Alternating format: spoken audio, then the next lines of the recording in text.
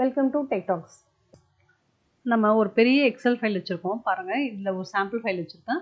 இதில் பார்த்தா நம்ம சீரியல் நம்பர்ஸ் 35 ஸோ வந்து பார்த்தீங்கன்னா ஒரு 62 ரோஸ் ஆஃப் டேட்டாஸ் இருக்குது.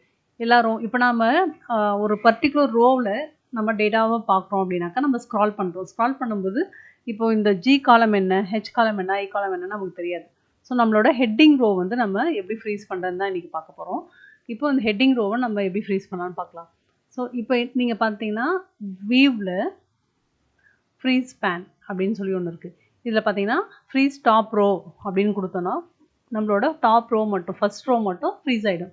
ஸோ இப்போ நம்ம மூவ் பண்ணோன்னா அந்த ஹெட்டிங் சேஞ்ச் ஆகாது. பாருங்கள், நான் இப்போ 62 ரெக்கார்டு கூட வந்துட்டேன், பட் அந்த ஃபஸ்ட் ரோ அப்படியே இருக்குது. ஸோ இதே மாதிரி இதில் பார்த்தீங்கன்னா ஃப்ரீஸ் ஃபஸ்ட் காலம் இருக்குது. ஸோ சம்டைம்ஸ் நம்ம வந்து இந்த சைடில் வந்து ஹெட்டிங்ஸ் கொடுத்துருப்போம், அதை மூவ் பண்ணி பார்க்கணுன்னா நம்ம ஃப்ரீஸ் காலம் போட்டுக்கலாம். Thank you.